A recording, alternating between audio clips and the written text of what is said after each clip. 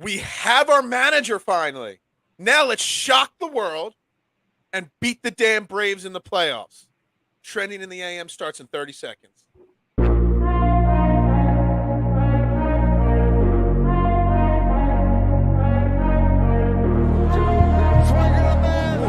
gets around in front.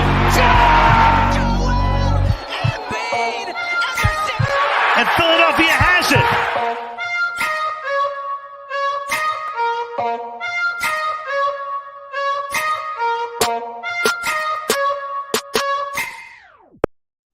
What is up, everybody? It is Tuesday morning. It is playoff baseball. The Phillies officially have a manager, not an interim manager, a real manager.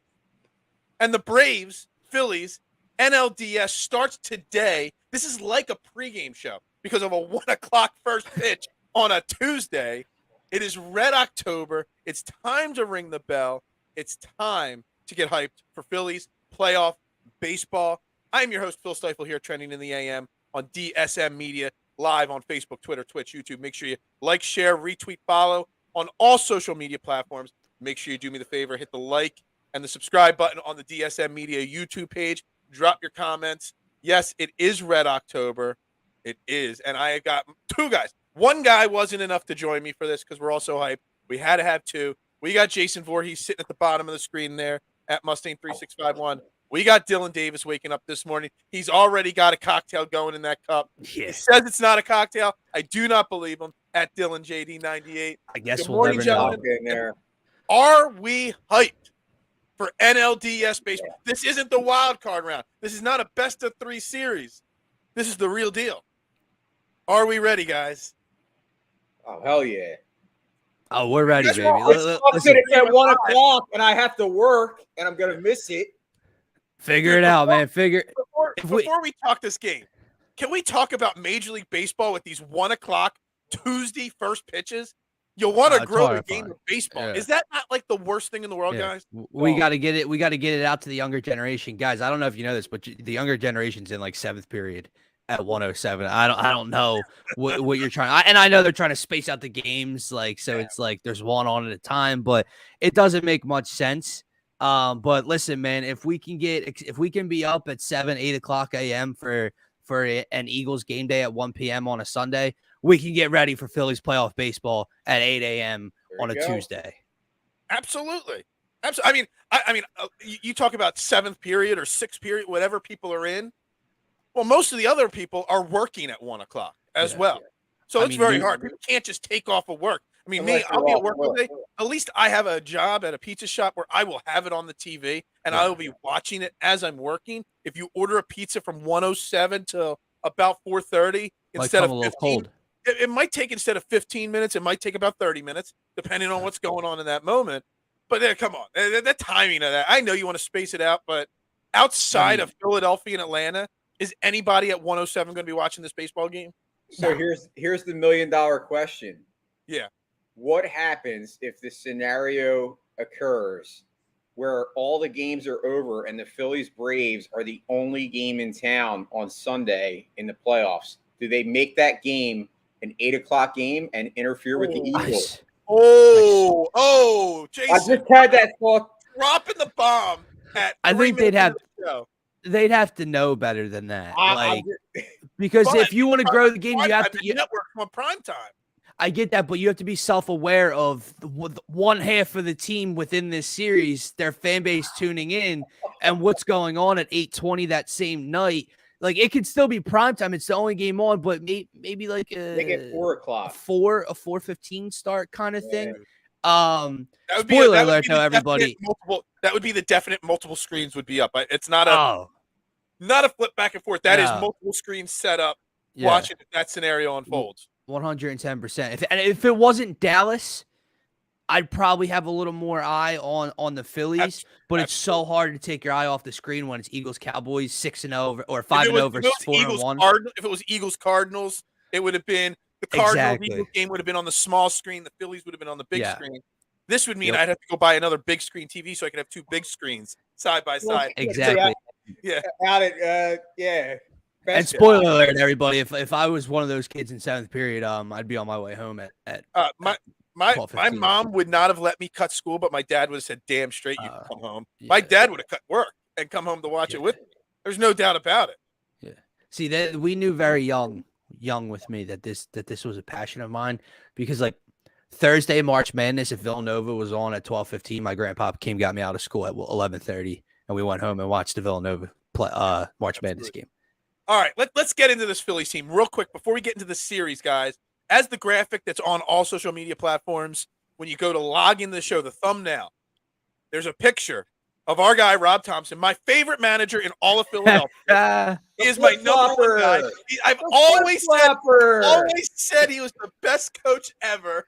Yeah. Flip-flopper.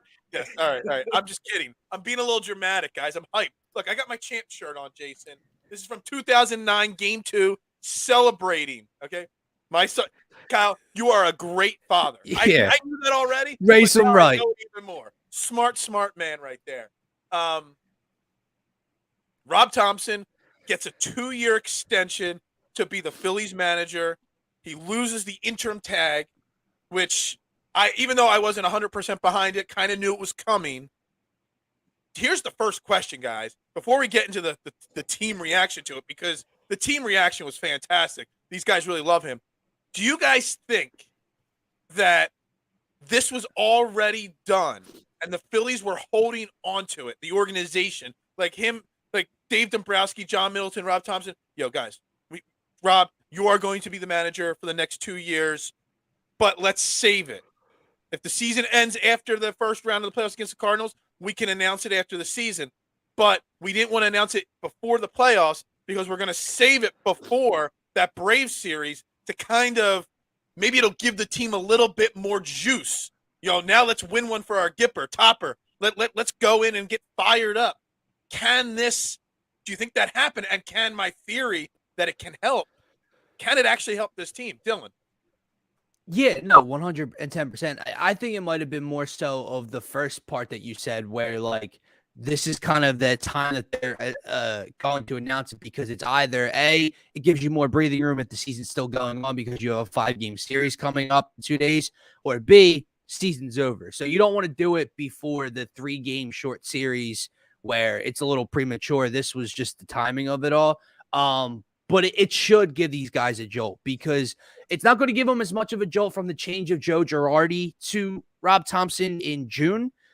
But if this is their guy, and seeing them on social media and hearing them in interviews and seeing the way they play for him, that's another conversation we'll probably get into.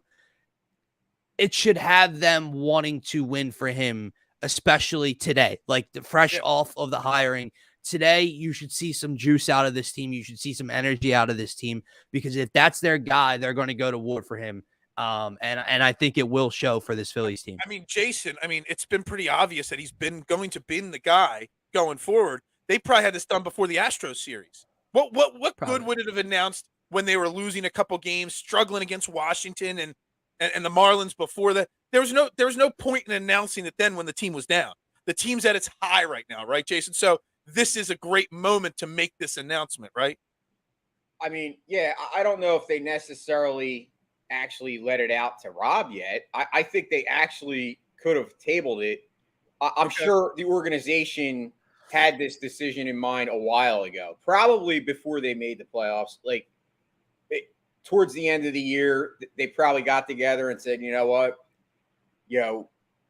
thick or thin, even if they don't make it, I believe he still would have been named the manager. But I'm just saying they probably wanted to wait, as you said, to kind of use it as a rah-rah type moment for the team. And, maybe they did tell him, but I have a weird feeling that they didn't, because I don't think it would really matter if they told him or not. Like, he obviously knows that he was doing his job regardless. And it was probably a pleasant surprise. That's just my opinion. I could be wrong, and they could come out and say, they made this decision months ago. Jason, just my opinion was, why would they, like, if what you're saying is true, that means the day after and the day before the second round of the playoffs, they sat down with their manager, instead of their manager working on getting set for that Braves series, they sat down and negotiated a contract with their manager. I mean, it just, like, it doesn't seem like that should be the top That's a good priority. point. I didn't think about that. I You know what I didn't mean? think Like, about that either. contract Yeah. negotiations the day after and the day before. I mean, it kind of seems like, yeah, what else could you be doing with your time there? So that's why That's in my mind, that's what made my mind think that this has been done It's a good. already. That's why he's the brain power of the show, Jason. For That's us, why. That's why it's I'm like the smart guy here. I didn't you know? even think about the details of the contract had to be figured out, so it So- didn't come in 30 seconds. So obviously, I know Jason. I know you're a guy. You're a Rob Thomson guy. I was on the fence with him. The way they responded the last couple days, obviously, is swaying me a little bit. Is this the right move for the Phillies organization going forward? Not just this series. Having him, it's only a 2-year extension. Now that could be because they feel like they got burned by giving Joe Girardi a big contract, Not just and they Joe, just want to everybody. keep it shorter contracts for a little while.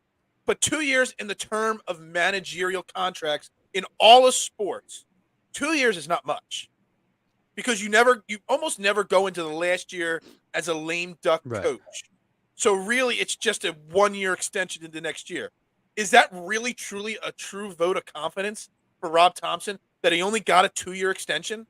Yeah, it's a vote of confidence. He's a new manager. It's his first managerial job ever. Okay. I mean, so to me, it's not like he's a veteran guy that had come in here and they were kind of saying, well, we're on the fence. We're only going to give you 2 years. Like, that would be different. That would be a slap in the face. If it was Joe Girardi in that same situation. Yeah, I think to me, him being a new manager, it's actually like, wow, I got a manager job. You know what I mean? Like 2 years. Right. Like, I don't think he's really matters.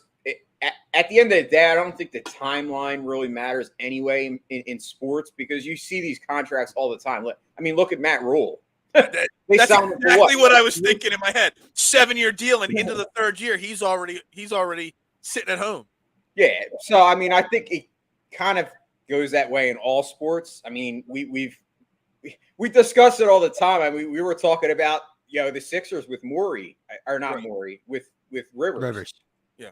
I was going to say Doc, but I know I'm banned from saying Remember, I Doc. said I don't think I can handle another year of saying Glenn. So we're back to I don't Doc. know, man. 3-0 in the preseason. I know. I don't know. If it wasn't playoff baseball right now, we would be talking preseason basketball right now. Yes, just sir. so you know. But it's playoff baseball. Dylan, is this the right move, Dylan? 100%. There's no doubt in my mind. And we talked about this numerous amount of times on this show throughout the summer. And I could see both sides. And then once it got towards the end of the year and it felt like they were going to make the playoffs, you had to give them the job. Now they win a series. And Phil, I even think, like, I know you said you're more confident now, but like, even you have to be like, oh yeah, like it's time because you thought they'd get in, but you're like, I need more than just getting in. Well, they didn't just win a series, they swept the team on the road. Right. So it's definitely well deserved. Let's not take anything away from, even if the Phillies get swept out by the Braves. Oh, the Cardinals were a good team. The Cardinals are a damn good baseball team. Yeah. Oh, for sure. Damn for good sure. team. Yep. And just the way you see the players not only speak of him, but then when you see the action go out and reciprocate it, that's a difference maker to me, right? And I had Connor Thomas on the Faithful Fanatic show yesterday, and he basically said it was one of the funniest things I've heard. He goes, let me expand on what I'm about to say because it's not disrespectful. But he goes, because I asked him if it's well-deserved, and he goes, he doesn't really do much. And because he, like, if you think about it, he's just a personal guy. He's a baseball lifer. He knows the game. He puts guys in the position to succeed, but he's not this, at least he doesn't seem like this rah-rah. Like, he's a leader, but he's not this rah-rah, get the guys fired up, like, kind of manager. The thing about the contract, Phil, is I think it's both sides here. I think it's like what you said. It's a 2-year deal, but it's a 1-year deal because while they removed the interim tag, it was only like a 70 game or so serving size. So let's get them in next year.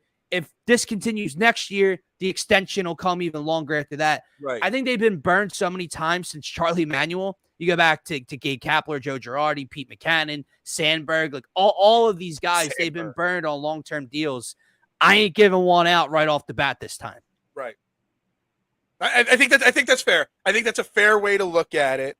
But let's talk about the players' reactions. I mean, me and Jason, we talked yesterday about the playoff baseball. You get more access with the celebrations and the national TV in the locker room, and you see that Kyle Schwarber is evolving as a leader. You see these guys going up to Harper after the game, and just how you get so much more access to the team in the playoffs.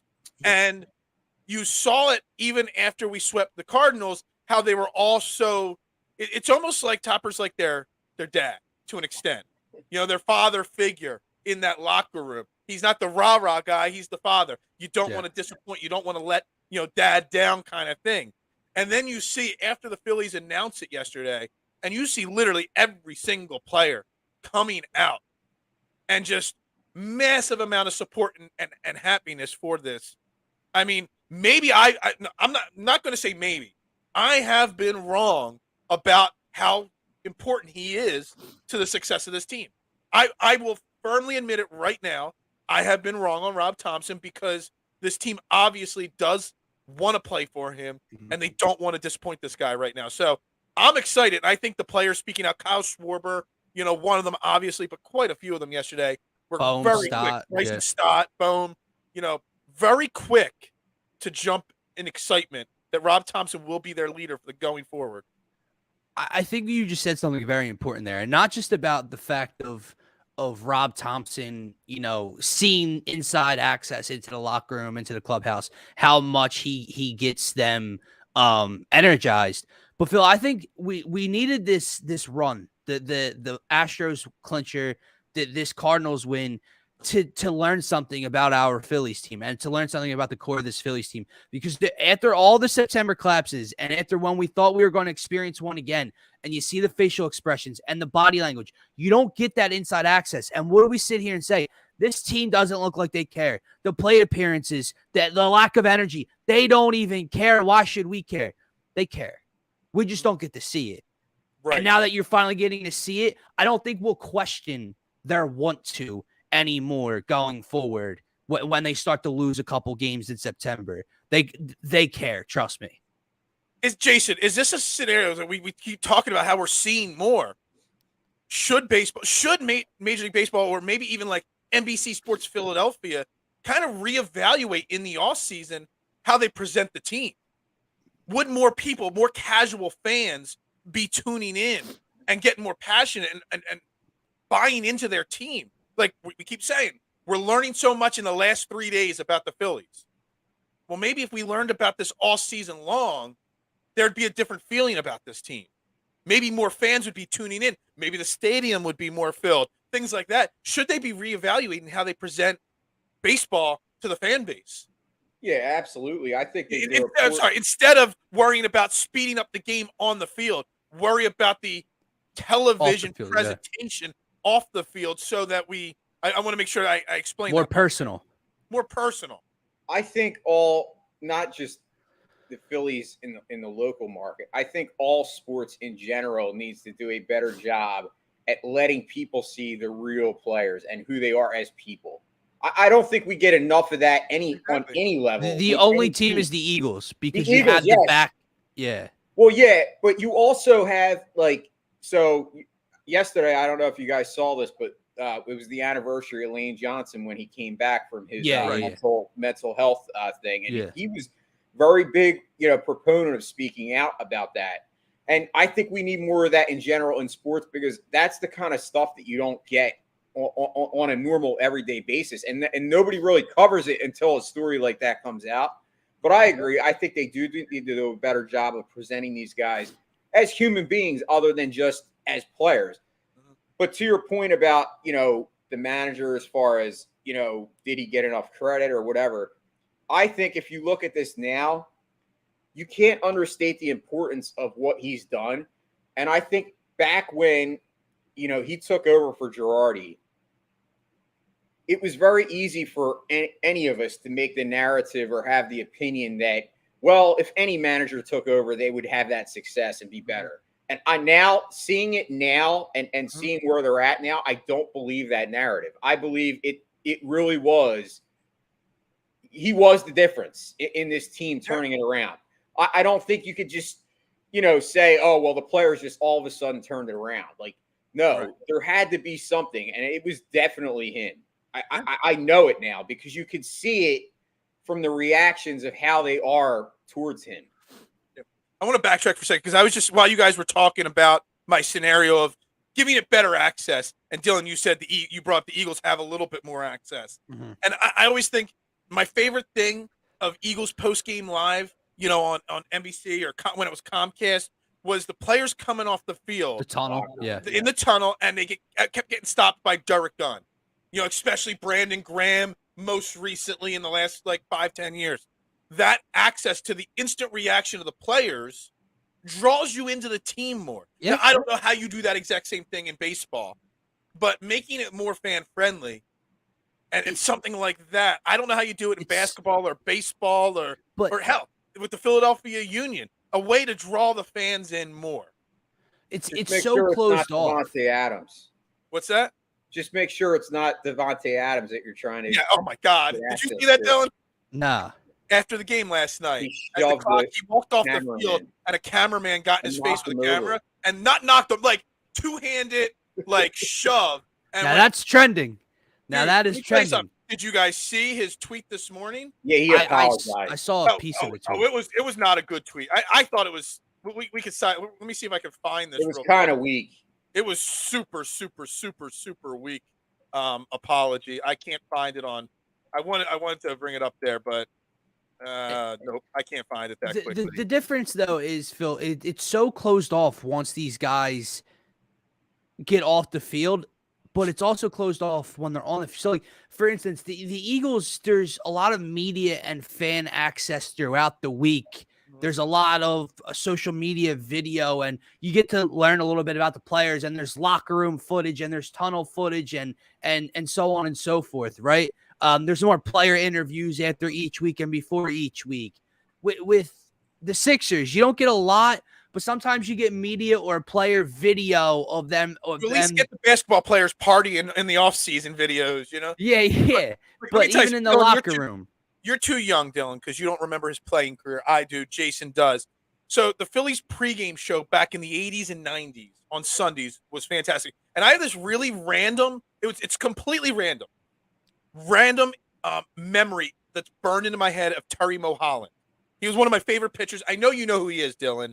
He was the lefty. You don't know who Terry Mulholland is? No. He was a lefty. He had a great pickoff move. He was one of the best pickoff moves in the history of baseball. And there was a Sunday pregame show where they went to his house and he explained his favorite cereals. And he was pulling off Lucky Charms and Fruit Loops. And and you got to see not only the guy with the cool pickoff move and the cool dip in his motion, throwing motion, you got to see the guy's, personal life a little bit. And then they showed him making a bowl of cereal and talking.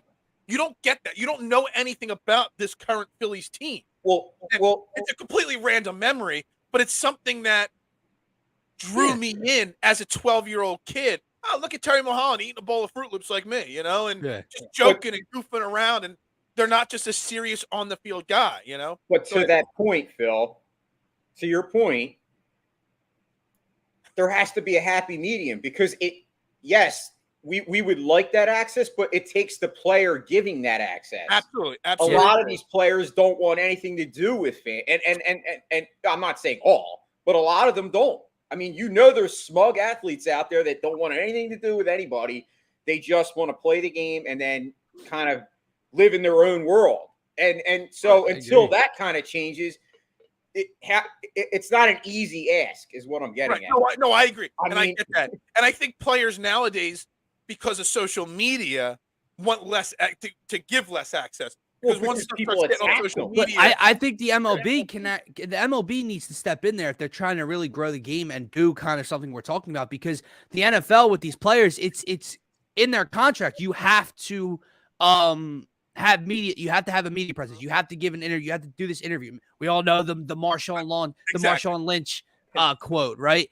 If you make that a thing, then they have to give access. Now, it doesn't mean coming down the tunnel they have to stop and talk to John Clark or whatever, but you'd have to hear from them more. In that scenario, they didn't have to. The players that chose to stopped. And just having the camera. Yeah, that's true. That's true. Just having the camera and watching them, Jalen Hurts say, holding on to somebody that had a bad game, or, them coming, we just won.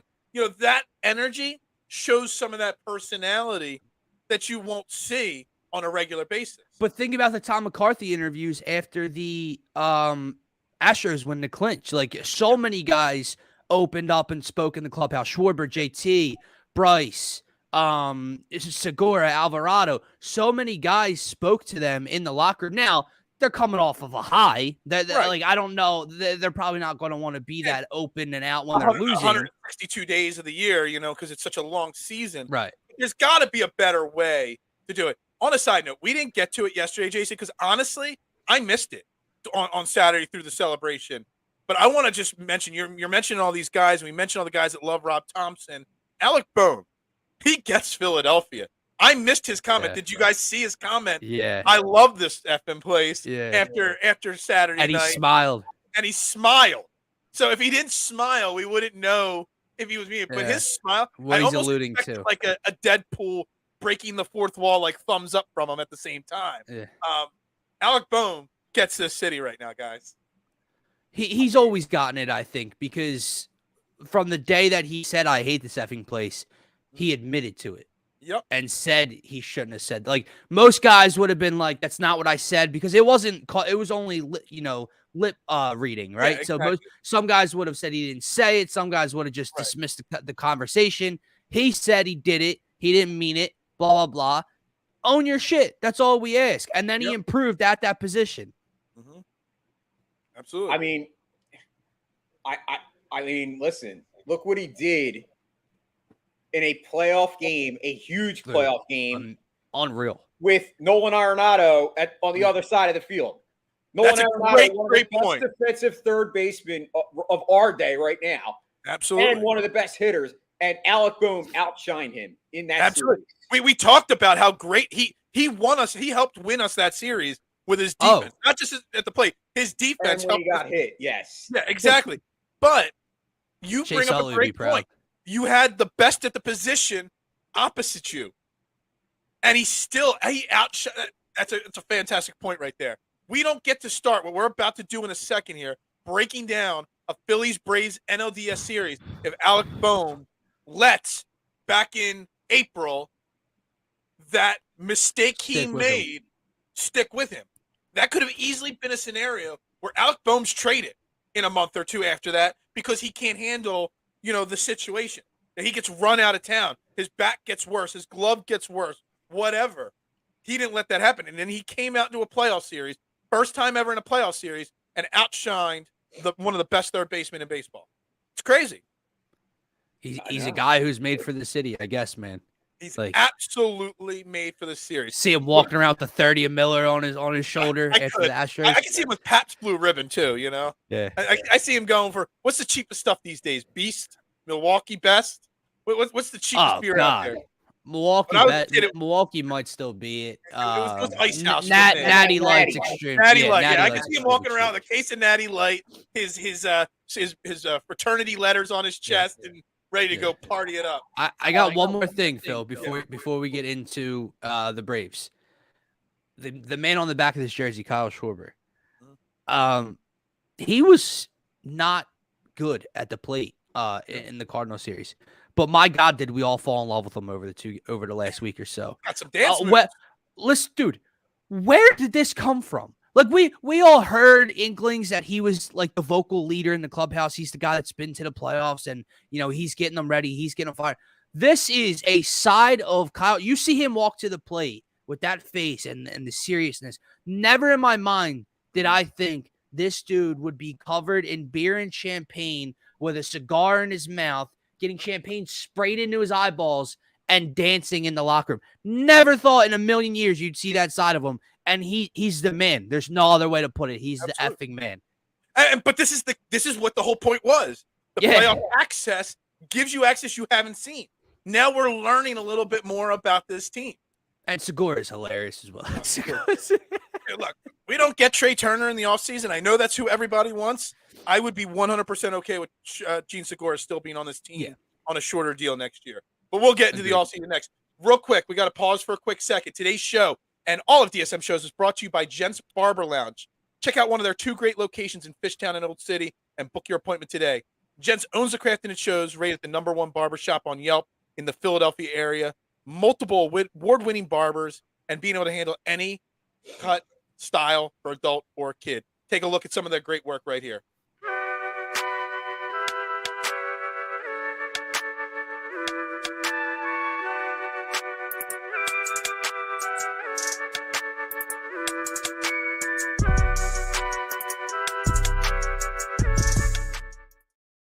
All right, we're back here. DSM Media, trending in the AM. Again, if you're watching it now or if you're watching it later on replay, make sure you hit the like button, the subscribe button on YouTube. Drop your comments in the comment section with your predictions for the Phillies Braves series. Their game 1 today, first pitch 107. Again, I'm Phil Stiefel. We got Dylan Davis and we got Jason Voorhees here. We're ready to dive into it. We talked enough of Rob Thomson and the fun and the excitement and all, but let's get down to brass taxes here.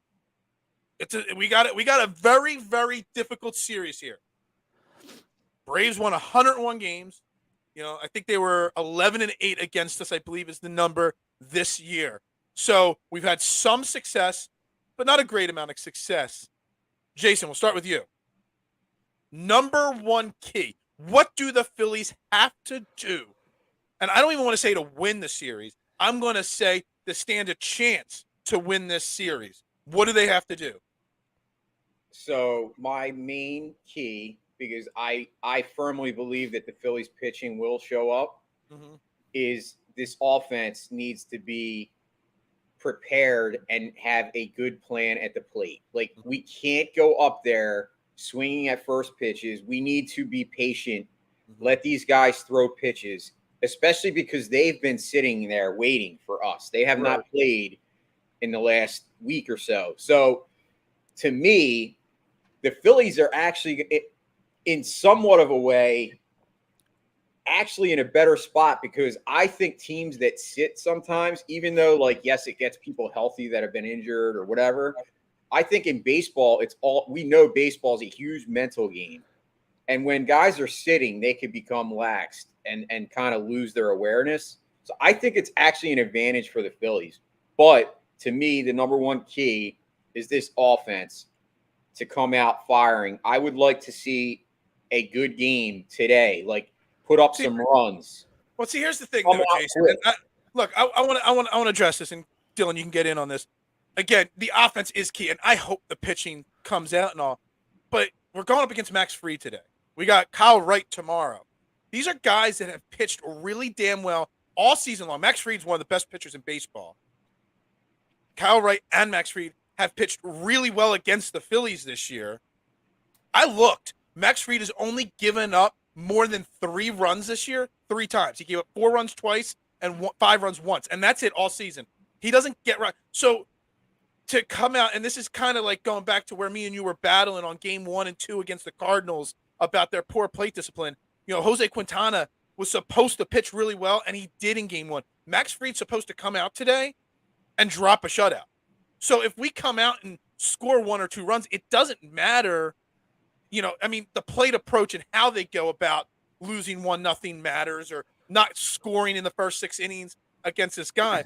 But we have to be realistic that we're going up against 2 damn good pitchers in the first 2 games against the Braves.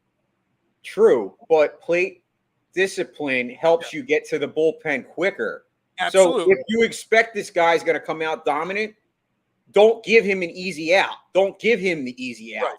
You got to work, make him work. Like what the Padres did Sunday night. I just kind of want to make sure that we pump the brakes on. I don't want fans. I don't expect a 7-0 game. That's exactly. Not what I'm saying. What I'm saying is, and I'm not saying you, but people were saying when Jose Quintana that we should have put 6-7 runs up against him, and that's not the case when you're going up against a team's ace.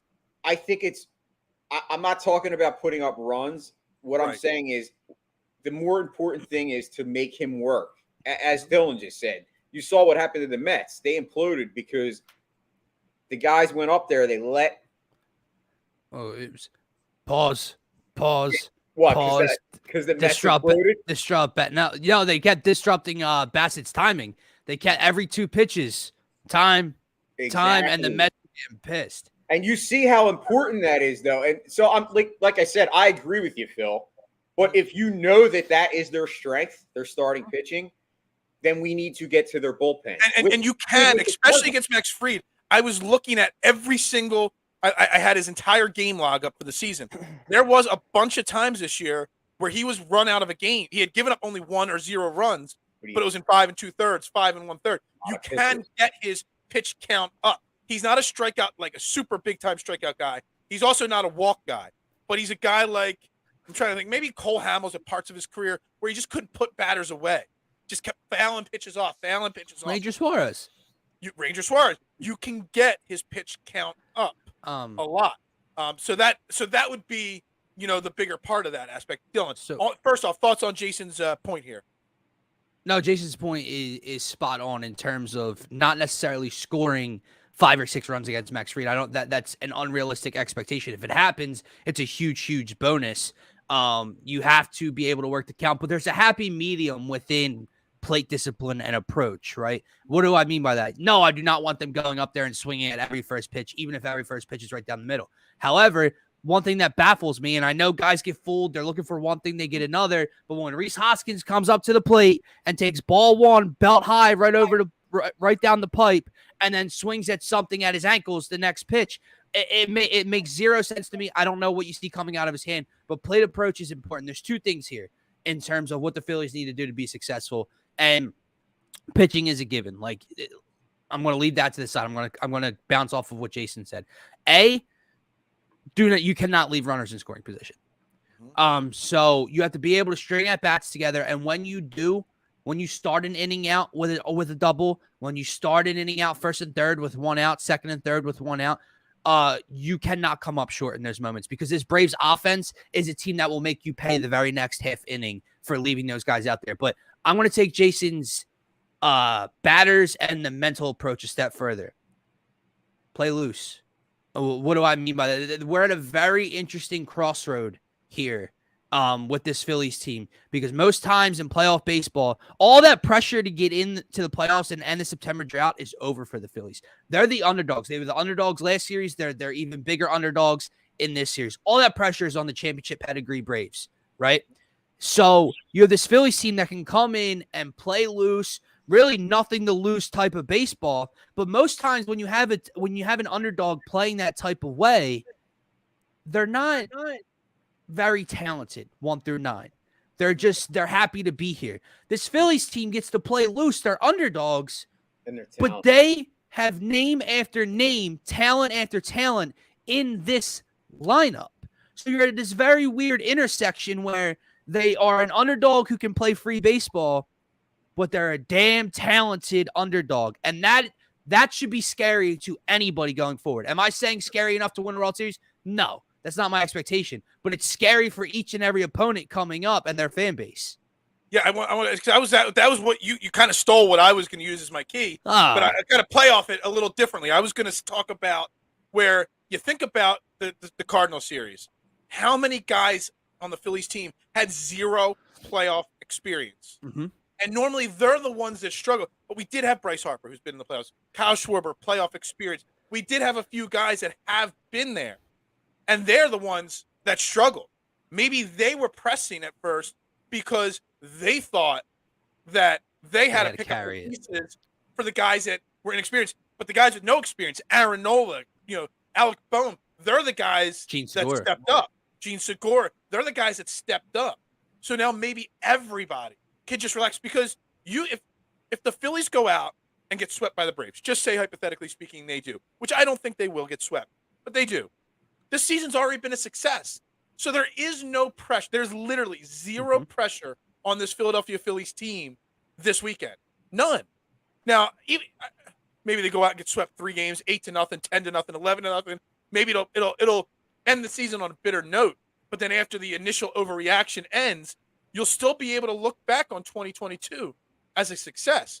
I think that could be a huge factor in this series. There is no pressure. The Braves, like you 100%. Said, Dylan, all the pressure in the world. 101 wins, World Series champions, defending champions.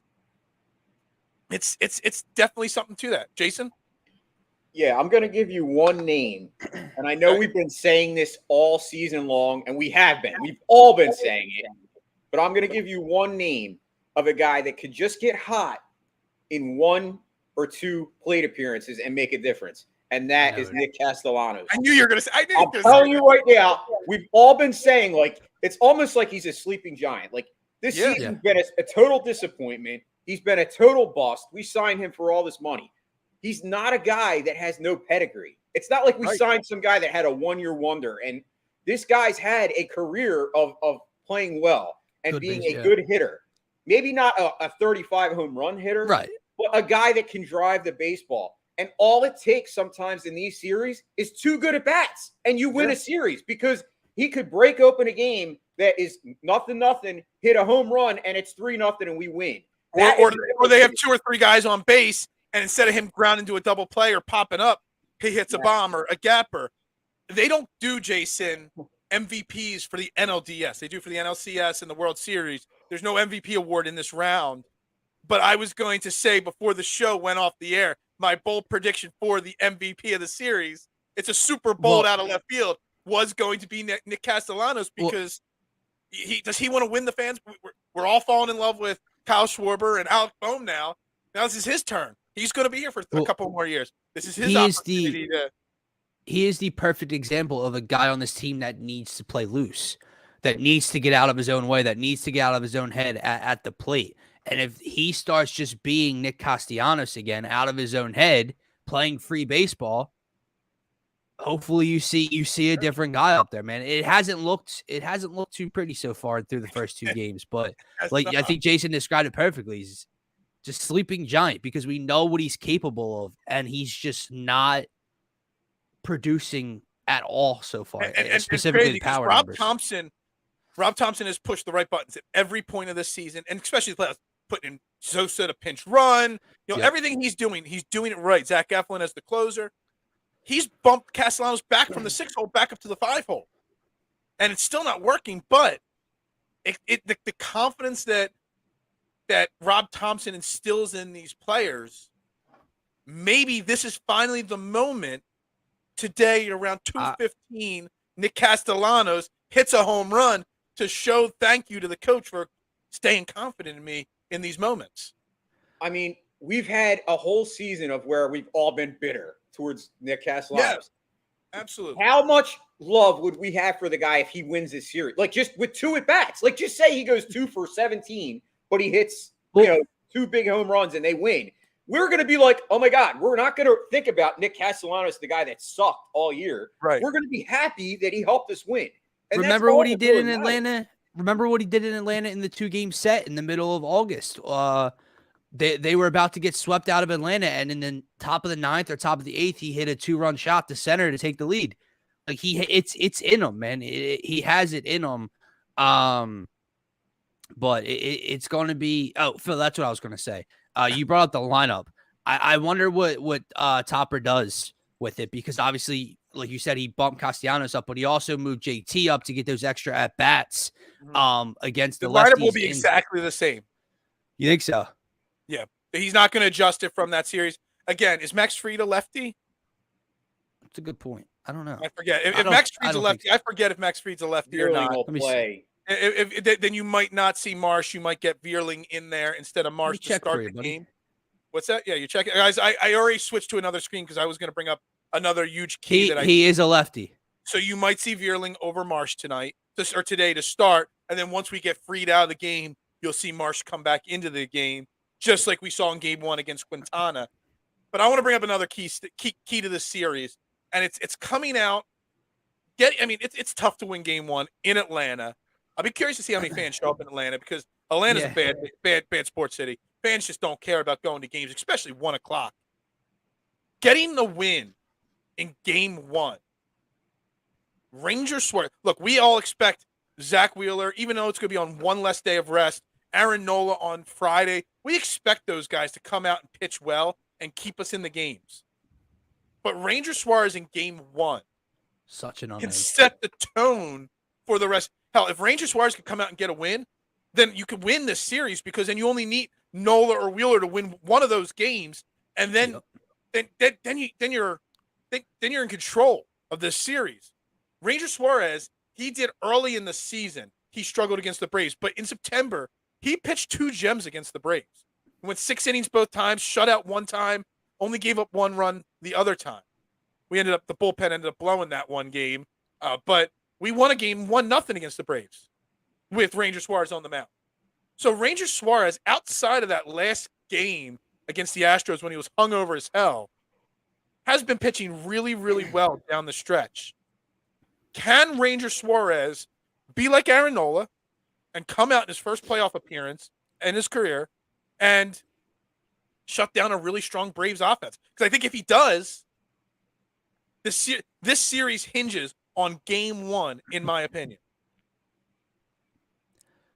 Yeah, no. So first off, I think it's almost impossible to ask Ranger to replicate what Knowles and Wheeler did, meaning 6-7 innings, 1-2 hits, no runs. To me, a dominant start is 6 and a third, 6 2/3, 2 runs, possibly a couple of hits, maybe a walk. Because here's the thing: this series is so much different than the Cardinals series. We saw the Cardinals one time, two times in the regular season. So the Braves 19 times. This is a division matchup. There's no surprises from these pitchers.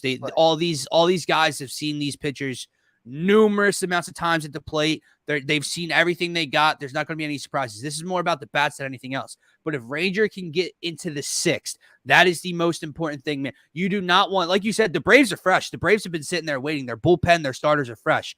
We just had a short 2-game series. We didn't have to use a lot of arms, but we had to use Alvarado twice. We used Sir Anthony. We used Eflin twice, right? So you get into today, if Ranger only goes into the 5th, you're talking game 1 of a 5-game set where you have to dig into that bullpen early, and that I do not like. So him getting deep into this game is the most important thing. So, Jason, and this is key. Does Rob Thomson have a very short lead? Because, Dylan, you're saying 6 2/3, 2-run ball. If he gives up 2 runs by the 3rd inning, I don't think Rob Thomson leaves him out there. He's on a very, very short leash. You got Kyle Gibson, you got Noah Syndergaard, you got guys that are stretched out that can Bailey Falter, that can piggyback off of each other in this game. First off, if anybody's piggybacking off of Ranger Suarez, I don't want it to be Kyle Gibson. I do not want to see Kyle Gibson in this game whatsoever. But does Rob Thomson, Jason, give Ranger Suarez a little bit of leeway, or is it a very short leash? Because he's not Aaron Nola, he's not Zach Wheeler. He can be at times, but game 1, if it's in the 3rd inning and he gives up a 2-run double and then gets out of that jam, or he gives up a 2-run double, do you just pull him at that point? What's the leash that Rob Thomson will give Ranger at this point? I mean, it depends to me on the flow of the game. If Ranger has one crooked inning, I don't think you have a short leash and you just pull him. It depends on how is he pitching? Is he coming out and is he throwing strikes, or is he wild? If he's wild right off the bat, yeah, I could see it being a short leash and a short start. But I think if he's throwing strikes and he's in command of the game, I mean I could see a 4-inning start, 4 or 5, but I don't know if you want to necessarily just not show patience in a guy that has been pretty good down the stretch. It depends. Like I said, I think it depends on the flow of the game. If our offense is not shitting the bed and we're actually maybe getting some hits, I'm not saying scoring a lot of runs, but if we're at 4 innings and we have 5 or 6 hits or 4 hits and maybe 1 run, then you go with the flow of the game. I think it's all, I always say that. So just say the flow of the game's not good and he's got to get pulled in the 3rd or 4th inning. You don't want to see Nick Nelson coming in for 2 innings. Oh, dear Lord. And obviously you need to save Sir Anthony, Alvarado, Eflin, Robertson for the back end of a game. You can't put them in the 4th or 5th.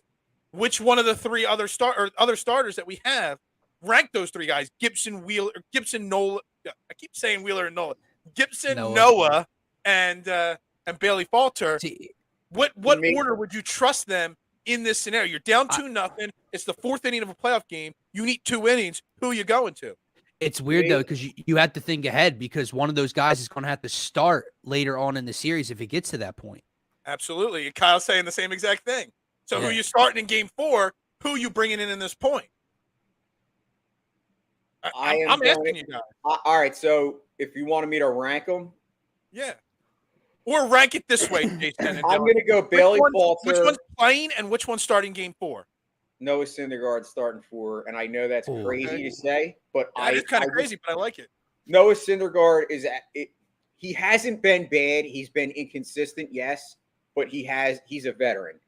I do not want Kyle Gibson on the field. He should not be on the playoff roster. Bailey Falter to me is a guy that, yes, he's been tremendous down the stretch, but he's still a kind of a long relief guy. So he's my guy today. If Rangers struggles, I'm going to Bailey. Here's the thing, though, and I'm just going to counter it, just for sake of making a point here. Noah Syndergaard has been, I think, 2 or 3 times this year been brought in the piggyback role. I know at least once or twice off of Zach Wheeler, he came in. So he's now done it. Do you bring in Noah Syndergaard today, Jason or Dylan, and then you save Bailey Falter? It's crazy to think Bailey Falter could even be a potential Game 4 starter, but could he be a Game 4 starter instead because of that fact? My only counter to Jason's point about Thor starting Game 4 is not that Falter misses a ton of bats, but it worries me to have a guy like Syndergaard who's down in velocity, who doesn't miss bats against this specific lineup. Okay. And now Ranger doesn't miss a lot of bats either. So I'm kind of going back and forth here, but I don't know. I definitely have more confidence in Falter. The other thing you got to think about, though, Phil, is we're sitting here. Yes, you have to think ahead to Game 4, but in a 5-game set, you do what it takes to win on that day. Who gives you the best option to win that day? So if it's Bailey Falter today, you're talking to the guy that said bring Ranger Suarez in relief in Game 2 if necessary, not worry about Game 3. I mean, so I believe all about it's all hands on deck every game. Can I be honest with you? I would not bet against any scenario with Rob Thomson. I agree. Could Zach Eflin actually be the Game 4 starter? I mean, I know that's crazy because he's been or he could be the long reliever. Dude, I won't say so. Now everything we're saying here, right? Could Eflin be the guy today? Exactly. That's what I'm saying. There's a scenario in my mind where Kyle Gibson's the Game 4 starter. Because Kyle Gibson's been god awful, but it's either Kyle Gibson's either 8 innings of shut up ball or 1 inning of 8-run ball. So you use Falter Noah now. You throw Gibson out there. If he's got his good stuff, he's got a shorter leash than Ranger Suarez. If he's got his good stuff, he might get you 6 shutout innings. I think because he struck out double digits many of times this year. But in 2 innings, if he's struggling, then you've got Noah and Bailey Falter to come in relief. So there's a scenario where that's how it plays out as well. To bring it back to Ranger for 1 second, though. Yeah, to bring it back to Ranger for 1 second, you keep talking about his leash. And I agree. I don't know how long or short it may be. The only thing, and I trust Rob Thomson to this point not to do this, the only thing you have to do with said leash is not ask too much of him, to not extend it too far, because it's exactly what you saw the Cardinals try to do whatever it takes to win Game 1, right? And they try to throw their 102-mile-per-hour closer 5 outs, and you ask too much of them. And I don't know where they thought throwing a guy who pumps over 100 consistently for 5 outs was a good idea. And once he lost all control and command, game was over, right? Do not ask too much because you don't want to dip in to that bullpen a little early. If Rangers through 6 or through 5 2/3 and you're starting to see the command drop and the velocity drop, get them out. Because all it takes is one at bat or 2, and this game's flipped around. Whereas you could have just went to the guy who's ready to go out of the bullpen. Dylan, so you're just real quick to address Kyle's point question here. ESPN does have Kyle Wright listed as Game 2 starter. Now they do not. They have Nola listed for Game 3. They don't have anybody listed for Game 3 yet for the Braves, but they have this morning updated it to Kyle Wright for Game 3. But Dylan, Game 2. Dylan's point. Game 2, yeah. To Dylan's point, I think you saw Rob Thomson do exactly that with Aaron Nola. Aaron Nola, we could have been questioning why is he coming out here, but I think very well Aaron Nola. We've seen it with Aaron Nola where he has these great starts. You get a guy on, bang, home run, game's tied. Absolutely. And it takes a manager that knows the game, and that's what is so knows the game, but knows the players as well. That's what's refreshing about Rob Thomson, because we saw so many times where Joe Girardi would just make every single decision he made with the bullpen was wrong. Now, listen, Rob Thompson's made mistakes with that, but so does every manager. I'm just saying on a norm. Rob Thomson makes, Rob Thomson, if I was Rob Thomson, I'd be playing the freaking lottery every single day. Because the guy gets it right, like more times than not. And Dylan, you should be asking for some football picks or something like that. Because I know some NFL picks. Just what we need. Another Major League Baseball manager betting. Yeah, that's exactly what this world needs as a controversy. All right, guys, we got 5 minutes left in the show here. Okay, Dylan, Jason, then me. Game script, series script. predictions for how this goes, guys. This is time. I mean, we'll break down game 1, preview game 2 tomorrow. We'll get more day by day, but we need series and game 1 predictions. Dylan, go. I'll start with the series.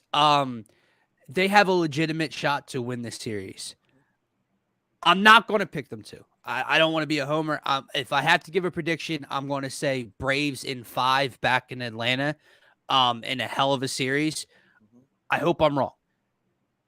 In order for them to win the series, though, the bats have to show up and show out. Like that is the bottom line. I think the fact that this is a divisional matchup, like I said earlier, there's no surprises with these starters, no surprises out of the bullpen. The bats have to outdo the Braves bats, and they have one hell of a lineup, and it's a tall ask. Today, I think the Phillies win. And if they win, that changes the total landscape of this series, because game 1, like Jason said earlier, is the game you can get on the favorite on the road. They've been sitting there waiting. They haven't been playing. You're hot. You're energized. You're coming off of your manager getting that extension that everybody wanted. This is the game they can come out and kind of put the world on notice today and say, we're for real. We can win this series. In order to do so, the plate discipline has to be there. Ranger has to get into the 6th. Has to. I know we had those long relievers. I don't care. I want Ranger into the 6th inning today.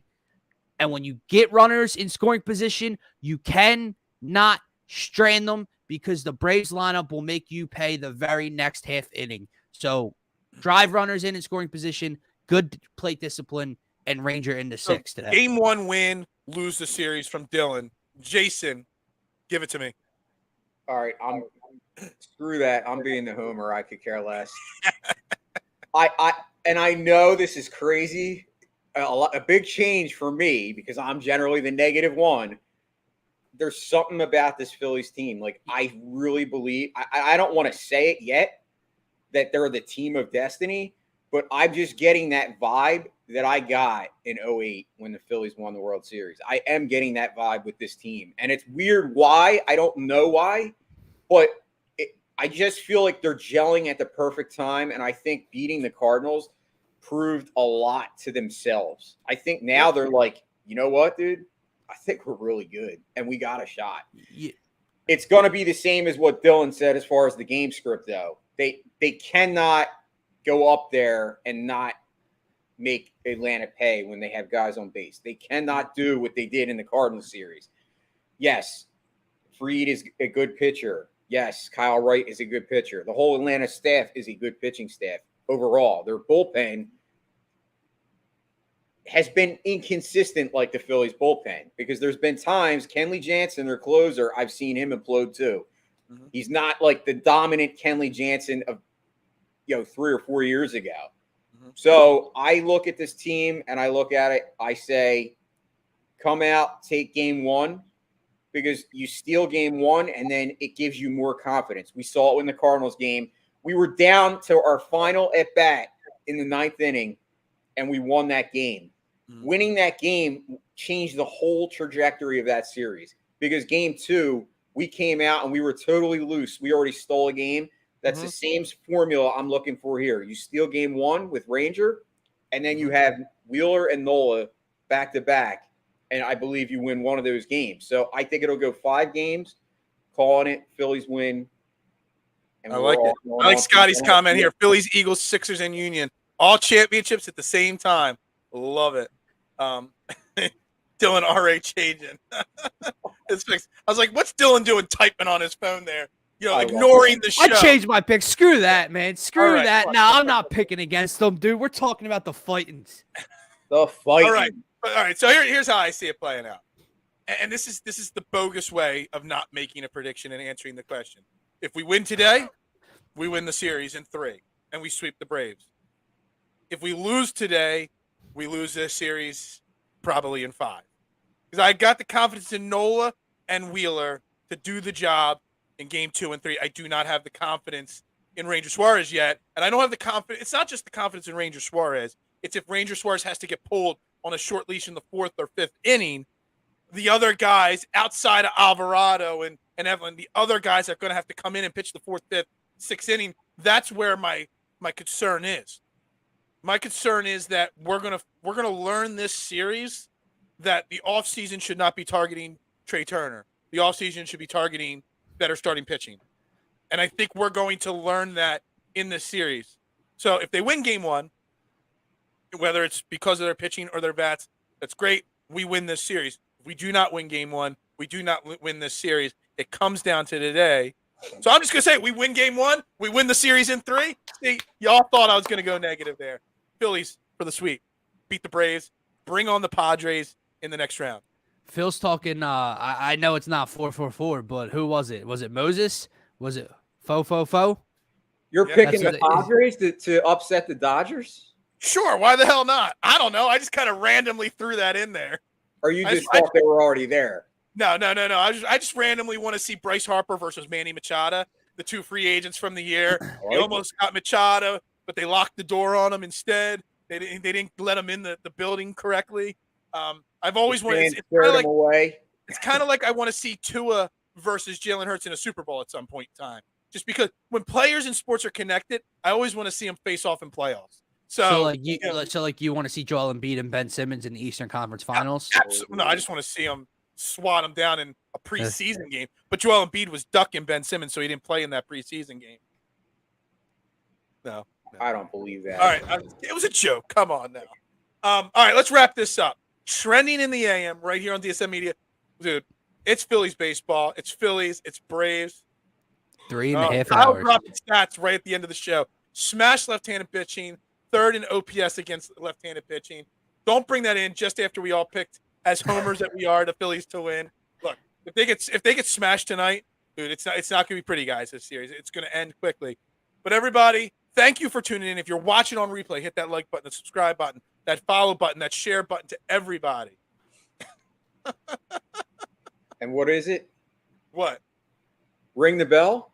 Oh yeah, well, Ring the bell. Media Red October. Barber Lounge. That's Dylan Davis. That's Jason Voorhees. I am Phil Stifel. Guys, thanks for coming on. Thanks, everybody, for tuning in. Yo, ring the damn bell. Freaking Red October. Red baby. October. And Philadelphia has it.